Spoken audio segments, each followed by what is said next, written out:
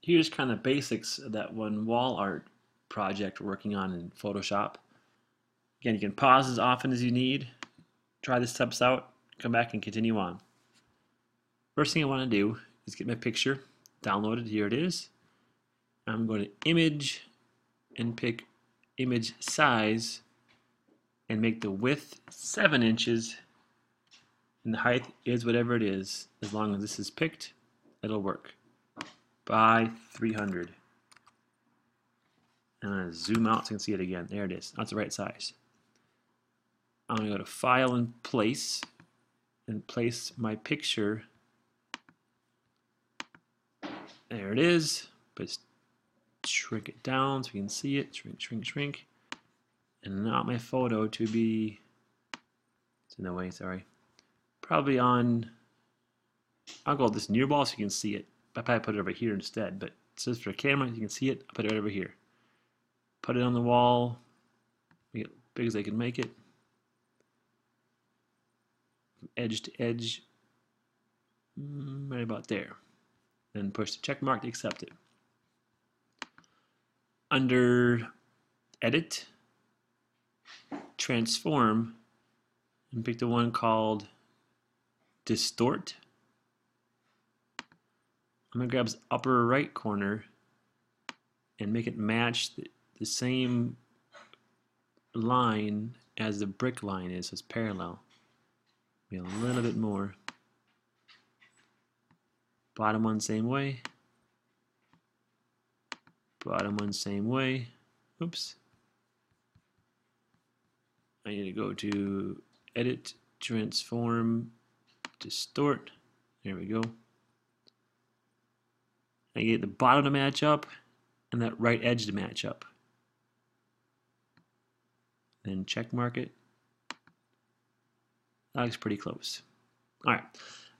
Now I get the brick to show through. That's kind of the difficult part, but not really. I'm going to select this size of a brick and Command J that chunk of brick. That's how it's done. On a magic wand, I'm on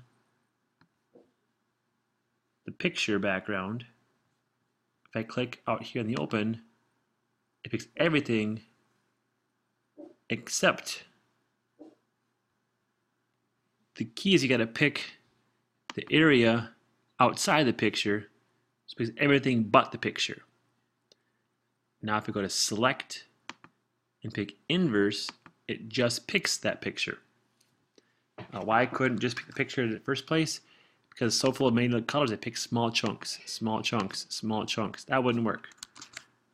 I have to go to pick everything but, then select the inverse.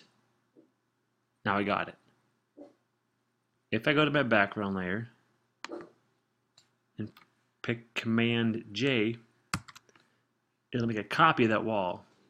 I'll turn the picture off and the background off. There it is. I want this to turn white. How I do that is under Image, Adjustments, Replace Color. Here shows nothing's been picked.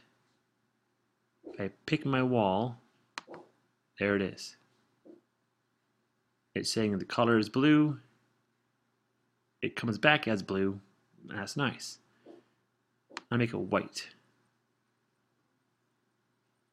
So you can still make it white as possible so you can see that the dark contours or the grout lines in the brick. See the brick texture. That's what I want. And say OK. Turn this back on. Turn that back on. Now if I use my picture, here it is.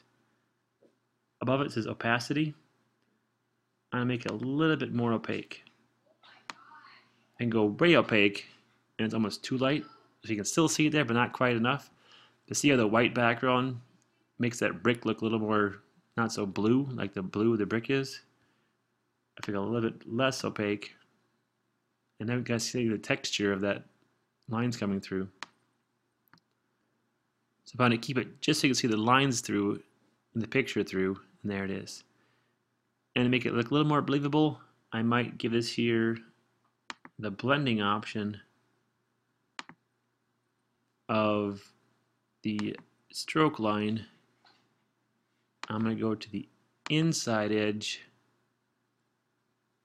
and kind of gives it a little more of a framing look to it, like it's on the wall. That's part one of this project.